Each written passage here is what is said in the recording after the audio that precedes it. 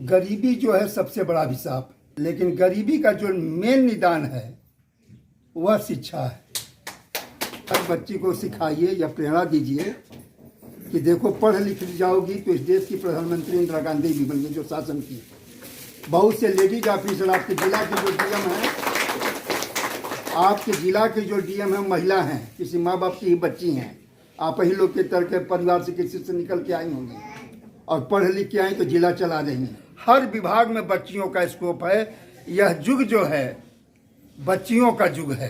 ये 2-4 दिन के बहकावे में, 2-4 लोफड़ों के चक्कर में तुम्हारा जीवन केवल बर्बाद हो जाएगा। तुम समझ नहीं पा रही हो।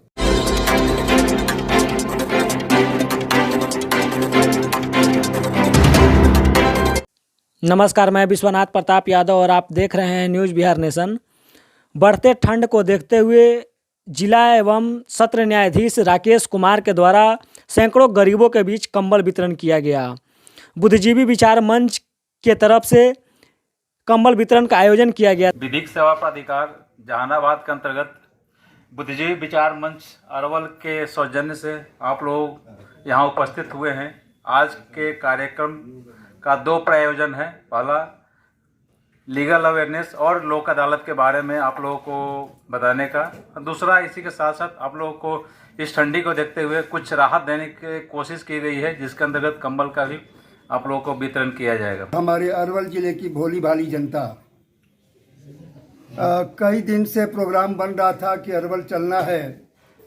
अरवल मेरा आने का 10 दिन पहले से, जब से ठंडक शुरू हुई थी तब से यह था कि अरवल आकर के अरवल की जनता के बीच में कुछ समाज सेवा किया जाए, लेकिन समय नहीं मिल पाने के कारण और कुछ कार्य व्यस्तता के कारण, जहानाबाद में कई जगह प्रोग्राम हो जाने के कारण आज हम यह निश्चित किए हैं कि अरवल चल करके कुछ उपकार का कार्य किया जाए। इस सभा में हम बुद्धिजीवी मन से आग्रह किए थे, खास करके पत्रकार बंधु लोग से, कि ज़्यादा से ज़्यादा महिला लोग को आप उस सभा में बुलाइए। हमारा ज़्यादा जोर जहाँ भी जाते हैं महिला लोग के ऊपर ही रहता है। इसलिए रहता है कि पुरुष का काम है पारिश्रमिक करके, मेहनत करके, मजदूरी करके बाहर से पैसा लाओ और उस पैसे को संजीवित ढंग से घर की महिलाएं अपने घर के काम काज के लिए, चौका बर्तन के लिए, राशन पानी के लिए सदुपयोग से उसका उपयोग करती हैं। तो गृह निर्माण में जो स्थान महिला को है उतना पुरुष को नहीं जाता है।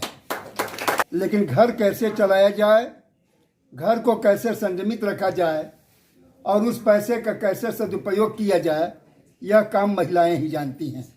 इसलिए महिलाओं का दायित्व घर के बारे में पुरुष की तुलना में ज़्यादा होता है। हर बच्चे की प्राइमरी पाठशाला होती है। पहला अक्षर, पहला शब्द बच्चा माँ से ही शुरू करता है। सबसे पहले बोलता माँ से शुरू करता है और वह माँ उसको जैसी सांचा में ढालती है, जैसे शब्द सिखाती हैं, जैसा निर्देशन देती है, जैसा उंगली पकड़ करके चलाती है, वैसा ही वह बच्चा अनुकरण करके अपने भविष्य में चलता है। इसलिए मेरे विचार से महिला का स्थान सर्वोच्च है और प्रोग्रेस में, गृह निर्माण में, घर कार्य में महिला का जो स्थान है उसको पुरुष कभी ग्रहण नहीं कर सकता। उसकी भरपाई कभी पुरुष नहीं कर पाती। कभी कभी देखने को मिला है कि दुर्घटनावश या दुर्भाग्यवश किसी घर के पुरुष वर्ग का देहावसान हो गया। इस बड़ी विपत्ति के बीच भी वह महिला सूझबूझ से अपने बच्चे को पाल पोस करके आगे निकाल लेती है। लेकिन अगर दुर्भाग्य से महिला का दुर्घटना हो गया तो पुरुष के लिए आगे का जीवन बहुत दुरूह हो जाता है। वह फिर नई जीवन संगिनी के बारे में सोचने लगता है। तो महिला में जो जीवटता है, जो कर्मठता है, जो संघर्ष है, जो प्रेरणा है, जो धैर्य है, वह ऊपर वाले ने उसको ऐसी सांचा में ढाल करके भेजा है कि तपती हुई धूप में भी अपने को जीवन निर्वाह कर लेती है और मूसलाधार बारिश में भी अपना जीवन निर्वाह कर लेती है, और इन तीनों ऋतुओं में अपने बच्चे को चलना, सीखना, पलना, पोसना भी सिखा लेती है। मेरे बीच आई, हमको बहुत खुशी है। तो सबसे पहले मेरा फोकस होता है कि गरीबी जो है सबसे बड़ा अभिशाप।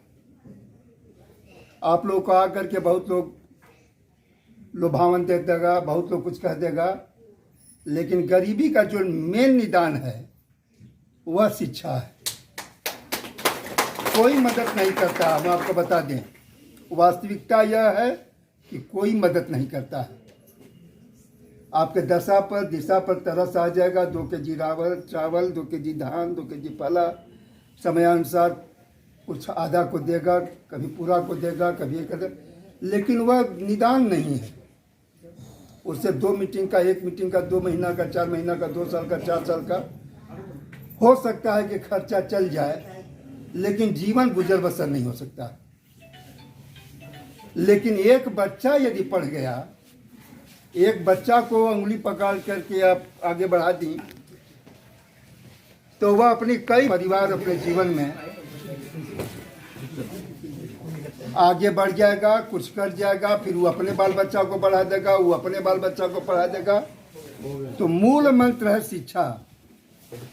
आप जो भी हैं, जहाँ भी हैं, जिस भी परिवेश में हैं, अपने हर बच्चे को जिस क्षमता में हैं, बिहार में आकर के हमको बहुत खुशी होता है।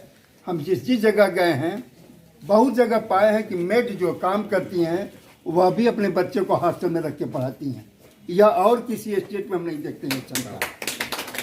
यह बिहार ही है, बिहार की उन्नत धरती है, और यहाँ की प्रगतिशील बुद्धि है कि कठिन परिस्थितियों में भी बच्चे अपने को आगे निकाल लेते। यह भावना निकाल दीजिए कि गरीब का कोई नहीं सुनता, अमीर का सब होता है। गरीब और अमीर कोई नहीं है। अपना कर्म करना है, पॉजिटिव करना है, और शिक्षित होना है। शिक्षित नहीं होइएगा, बहुत प्रॉब्लम है, बहुत समस्या है। इसलिए अशिक्षा का कोई उम्र भी नहीं होता है। आप स्कूल नहीं जा सकती हैं, लेकिन आप कोई कलाकृति, चढ़ाई, कताई, बुनाई, सिखाई, डलिया बिनना, दौरी बिनना, किसी भी उम्र सीख करके कुछ भी कर सकते हैं। तो ऐसा कोई अगर संस्था मिलता है, या बुद्धिजीवी मन से मेरा आग्रह होगा, या ऐसा कोई अगर बुद्धि स्किल वाला कोई सिस्टम हो, NGO हो, तो वहाँ आप लोगों को प्रोग्रेसिव वर्क सिखाएं, और अपने बाल बच्चे को जरूर पढ़ाइए। हम जितने लोग यहाँ बैठे हैं, सब आप ही लोग की तरफ परिवार से निकले हुए हैं। यहाँ कोई स्पेशल परिवार से नहीं आया है। किसी परिवार की बच्ची हैं, माँ बाप पढ़ा लिखा दिया है, देखिए आज अच्छी जीवन जी रही हैं।